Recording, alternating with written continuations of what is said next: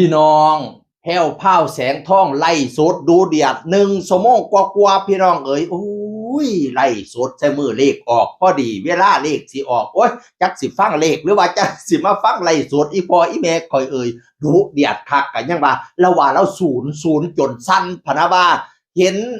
พ่อของลูกไปเว้ากันกับเมียฝรั่งผู้นี้อัดคลิปด่าคอยซุมือละหลายคลิปพร้อม นั่นบัดนี้ไปอยู่ในเฟรมเดียวกันคือส่งเสริมสนับสนุนให้เขามาด่าแม่ของลูกโอ้ยข่อยศูนย์ปานนั้นว่าบ่ฮู้จักกันบ่เคยติดต่อกันหลังบ้านอันนี้คือจังว่าคือจังส่งเสริมกันคักข่อยนี่บ่เคยสนับสนุนให้ FC ผู้ใดไปด่าพ่อของลูกบ่เคยเลยสำหรับอาจารย์ร่วมบูรพาที่เราออกมาเว้าข่อยสาบานได้ข่อยบ่เคยเว้ากับเล่าหลังไม่ข่อยบ่เคยบอกเล่าว่าต้องเป็นอาจารย์ต้องเว้าจังซั่นจังซี่ข่อยบ่เคยเว้าเลยข่อยยอมรับว่าข่อยเคยแซ่โพสต์ของเราโพสต์นึงเพราะว่าโพสต์นั้นมันโดนใจข่อยหลายเรื่องการทำ YouTube เลยนะมันถูกใจข่อยเงินใน YouTube นั่นเด้อล้านกว่าบาทเงินเจ้านั่นน่ะอาจารย์ล่มนี่ล่ะเป็นคนเอาออกมาให้พะนะว่านะซุ่มข่อยน่ะอยากจบแต่เจ้าน่ะบ่จบจักเที่ยแซะอยู่นั่นล่ะแซะนั่นแซะนี่มีแต่แนวมาแซะชีวิตน่ะมันออกจากคอนเทนต์สิได้บ่แน่สิได้บ่หาแต่เรื่องเว้าอยู่นั่นล่ะเรื่องพุ่มไม้น่ะเอาออกมาเว้าเถาะสิไปเปิดร้านอันอยู่อุดรก็มาแซะเรื่องพุ่มไม้กับข่อยว่าร้านก็มีพุ่มไม้นะว่าซั่นว่านั่นน่ะคันมีคลิปเอาออกมาเลย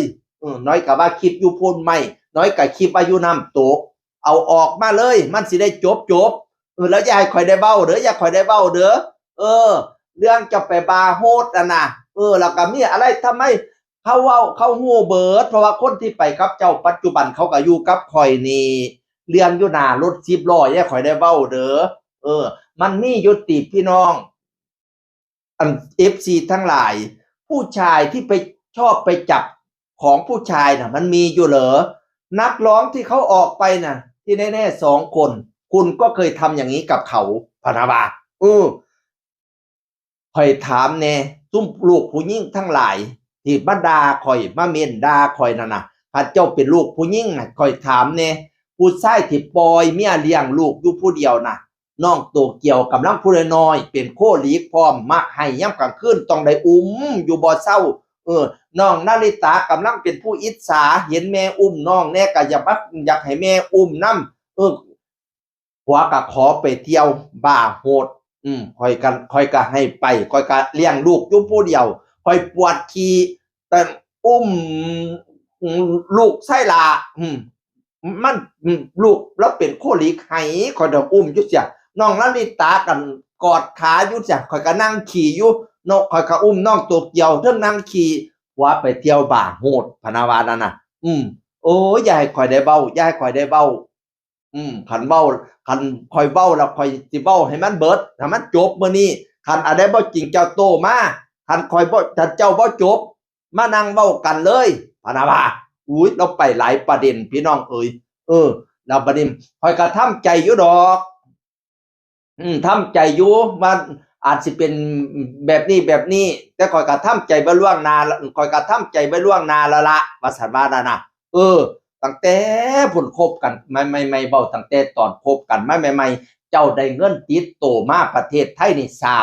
300,000อันว่าเคยมีเงินล้าน2ล้านเจ้าก็เว้าสู่ข่อยฟังอยู่ว่าเจ้ามีเงิน2ล้าน FC เอามาให้ FC เขาที่เป็นชายรักชายน่ะมอบให้แต่ว่าเจ้าก็ใส่อยู่พุ่นเบิดแล้วได้มาเมืองไทยนี่300,000มาออกรถFortunerข่อยก็ออกซอย200,000พออยากให้ขับรถมาหาเอียบ่อยากให้นั่งรถโดยสารมาคันสิมาหาเอียอยู่หินเหล็กไฟก็ขับรถมาข่อยก็ออกซอยออกFortunerซอยในตอนนั้นพี่น้องเอ๋ยข่อยกันอันขอบคุณเจ้าอยู่ดอกตอนเจ้าเข้ามามันก็หนุนกันเฮ็ดให้เฮาเจริญรุ่งเรืองให้เฮาอันนี้อะไรทำไมหลายขึ้นพะนะว่านั่นน่ะอันไล่สดนาริตะไล่นั่นน่ะยัดจะว่าฮอด100ล้านได้สาธุคันไม่ได้100ล้านอีหลีการไล่สดมันไม่ค่อยมีการลงทุนว่าซั่นว่านั่นน่ะ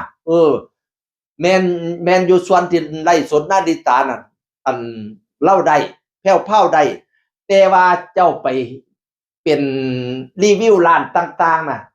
รับรีวิวร้านนั่นร้านนี้ได้แต่งชุดเป็นหมอแน่แต่งชุดเป็นผู้เฒ่าแน่ได้สดน้ำกันพ่อแม่ลูกแน่เจ้าได้ล้านละเท่าใดข่อยบ่เคยถามเลย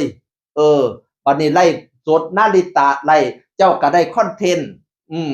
เจ้าก็ได้ในการรีวิวไปข่อยบ่เคยถามเลยเจ้าก็เก็บเงินส่วนของเจ้าข่อยก็เก็บเงินส่วนของข่อยเคยส่วนมาเก็บเงินนํกันเจ้าก็ว่าบ่เอาต่างคนต่างเก็บพะนะว่าน่ะ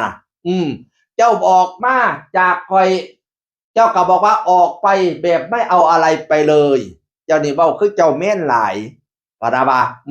แต่อย่างน้อยนี่ข่อยว่าเจ้าต้องมี30ล้านหรือว่า40ล้าน50ล้านข่อยบ่รู้แต่อย่างต่ำต้องมี30ล้านพะนะว่าสำหรับเรื่องดินดอนต้นหญ้าที่หลังนี้ที่บ้านยโสธรที่เป็นชื่อเจ้านั่นแมนยูมันเป็นชื่อเจ้าตอนแรกมันเป็นที่มรดกของยายจะมอบให้แม่เทพทีนี้แม่เทพบอกว่าให้ยายน่ะโอนเป็นชื่ออีแพ้วเลยเพราะจังได๋ข่อยก็ต้องโอนให้อีแพ้วอยู่แล้วแต่ช่วงนั้นมันมีปัญหากับญาติมีปัญหากับป้าคันซุ่มเจ้าไปดูคลิปย้อนหลังไทม์ไลน์ย้อนหลังซุ่มเจ้าสิรู้ว่ามีปัญหากับป้าบัดนี้ FC ของเจ้านั่นละมาบอกข่อยว่ายะสุโอนเป็นชื่อแพ้วคันโอนเป็นชื่อแพ้วเกิดย้ายแล้วน่ะไปหูเบาไปฟังความนั้นความนี้มาเอาทีขึ้นได้ภายใน1ปีให้โอนเป็นชื่อผู้อื่นก่อนข่อยก็เลยต้องโอนเป็นชื่อผัวแล้วก็ทำเลี้ยงซื้อขายกันเรียบร้อยแต่เจ้ากล้าจุดธูปสาบานกับข่อยบ่ว่าเจ้าได้ซื้อบ่เป็นหยังข่อยต้องมาขายที่มรดกให้ผัวFC ทั้งหลายขาเป็นหยังข่อยต้องขายที่มรดกให้ผัวที่โอนให้เพราะว่าย่านย้ายน่ะมาเอาคืนเขาแนะนำ FC เขาล่ะแนะนำให้โอนเป็นชื่อผู้อื่นก็เลยโอนเป็นชื่อผัวทำเลี้ยงซื้อขายทำเลี้ยงเสมือนซื้อขายแต่ว่าเจ้ามีหลักฐานการโอนเงินให้ข่อยบ่หรือว่าเจ้าสิบอกว่าเจ้ากลายเป็นเงินสดเจ้ากล้ามาจุดธูป1ดอกสาบานอยู่ที่นั่นบ่ว่าเจ้าซื้อเป็นเงินเท่าไหร่เจ้ากล้ามาสาบานบ่คันเจ้ากล้ามาสาบานเด้อข่อยสิย้ายออกจากที่นี่ทันทีลูกน้องข่อยที่ทำเฮ็ดอะไรถ้าไม่นั่นน่ะข่อยสิพากันขนออกทันทีว่าแต่เจ้ากล้ามาสาบานว่าสาบานหลายเลี้ยงนำกันดูเดือดพี่น้องเอ๋ยมันนี่เว้าเรื่องเมียฝรั่งด่านี่บ่ได้ด่าแต่ข่อยด่าฮอดพ่อการด่าฮอดป้าแจ๋วด่าฮอดลุงด่าฮอดคนรอบๆข้างซึ่งคนเหล่านั้นเขาเลี้ยงลูกให้เธอเลี้ยงลูกให้เจ้าเป็นหยังคือบ่ปามเขาแน่อันนี้ไปนั่งอยู่ในเฟรมเดียวกันเสมอเหมือนว่าสนับสนุนให้เขามาด่ามีคนถามว่าศิลปินต่างๆเป็นหยังจังบ่มาเข้าข้างข่อยเพราะว่าข่อยบ่แม่นคนสำบาเก๋ข่อยบ่แม่นคนมักเว้าอันนั้นอันนี้แม้กระทั่ง FC อยู่กาฬสินธุ์เจ้าก็โทรไปหาเขาไว้เขาเรียกข้าง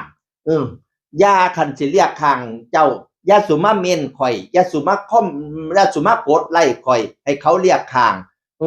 ตอนแรกเขาก็ไปอยู่แต่ภายหลังเขามาหาข่อยแล้วเขาก็เว้าสู่ข่อยฟังว่าซั่นว่านั่นน่ะบัดนี้เลี้ยงลูกบัดเจ้ามารับลูกซื่อน่ะเจ้าบ่อายลุงติเจ้าบ่อายป้าติเจ้าสนับสนุนให้คนมาด่าจังซี่น่ะแต่ว่าข่อยนี่เจ้าบ่อยากเห็นหน้าข่อยก็บ่อยากเห็นหน้าคือเจ้าคือกันเด้อคันสิติดต่อหยังให้ติดต่อผ่านป้าอย่าสุมาติดต่อข่อยปานว่านั่นน่ะเว้าเลี้ยงลูกพี่น้องเรื่องสมบัติอะไรทำไมเนาะเลี้ยงลูกตอนแรกไปตัดตกลงกันอยู่ศาลว่าสิจ่ายค่าใช้จ่ายให้ลูกเดือนละ10,000คนละ10,000ต่อเดือนก็เป็นเดือนละ20,000ค่อยขอคนละ15,000เจ้าก็บอกว่าบ่ได้บ่ได้ก็บ่เป็นหยังสำหรับเรื่องค่าประกันอุบัติเหตุประกันการนอนโรงพยาบาลก็ตกลงจ่ายคนละครึ่งบัดนี้ค่าประกันอีหยังอีกอย่างนึงบุคนละ200,000ต่อปีข่อยบอกว่าให้ช่วยกันจ่ายเจ้าก็บอกว่าบ่นั่นมันเป็นปัญหาของเจ้าคันข่อยสิซื้ออันใหม่เองปะนะว่าอันนี้ก็บ่เป็นหยังปะนะว่าน่ะที่ข่อยออกมาเว้าเพราะว่าลูกมันเริ่มสิโตขึ้นมันก็สิเริ่มเข้าใจต่างๆมันก็สิถามว่าพ่อกับแม่เป็นหยังพ่อเป็นหยังจังผิดกันกับแม่เป็นหยังจังผิดกันกับพ่อข่อยจะต้องมีเหตุผลให้ลูกข่อยมาเว้ามื้อนี้อยากให้มันจบต่างคนต่างจบคันบ่จบมาคุยกันเลย จะเสี่ยวจังใดมาคุยกันเลยบ่ต้องแซะกันไปบ่ต้องแซะกันมาอาจารย์ร่วมบูรพาคือกันคาแม่นข่อยเว้าไปมื้อนี้แล้วต่างคนต่างจบอาจารย์ก็บ่ต้องเว้าอีกทุกคนก็บ่ต้องเว้าอีกพะนะว่ามันสิจบบ่ล่ะพี่น้องมันสิจบบ่ล่ะพี่น้องแต่ว่าข่อยนั่นอยากจบเด้อว่าซั่นว่านั่นน่ะเมาพื้นข้อมูลต่างๆเจ้าเคยมาเข้า MacBook ไว้ล็อกอินใน MacBook ไว้ข้อความต่างๆสิซุมเจ้าส่งหากันมันเด้งขึ้นมาเบิดข่อยเห็นเบิดตั้งแต่เดือนกุมภาพันธ์ที่เจ้าออกไปจนฮอดเดือนสิงหาพุ่นกันยาพุ่นเจ้าซุมเจ้าจังเริ่มฮู้โตจังได้เอาออกข้อมูลนั้นข่อยเห็นเบิดถ้าข่อยอยากสิทำลายข่อยบ่อยากจบข่อยจะส่ง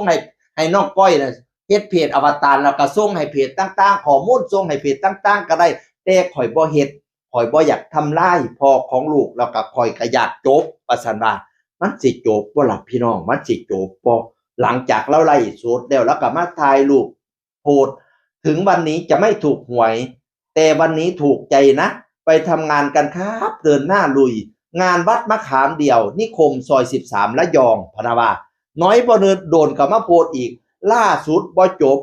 คนด่าแม่ของลูกถูกหมดสนับสนุนกันชนแก้วช่ำเมื่อฉันออกมาพูดความจริงรับไม่ได้จะมาฟ้องแม่ของลูกซะงั้นลูกผู้ชายตัวจริงพะนะว่าทางผู้ใหญ่บ้านฟินแลนด์ว่าจังได๋ว่าตีตอนนี้ทั่วคอนเสิร์ตอยู่ยุโรปตื่นมา9 นาฬิกาของทางพุ่นพะนะว่าบ้านเฮาก็ประมาณเท่าใด4 โมง 5 โมงแลงนี่ติเราบอกว่าเพิ่งตื่นว่าซั่นว่าผู้ใดส่งอะไรมาทำไมมาบ่ทันได้อ่านเด้อข่อยเพิ่งตื่น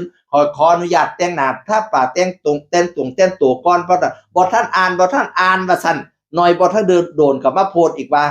การที่มีการกล่าวเท็จหรือให้ร้ายเสื่อมเสียถึงบุคคลอื่นต่อสื่อสาธารณะและระบุถึงบุคคลชัดเจนถึงแม้ว่าสิได้บ่ได้ออกสื่อ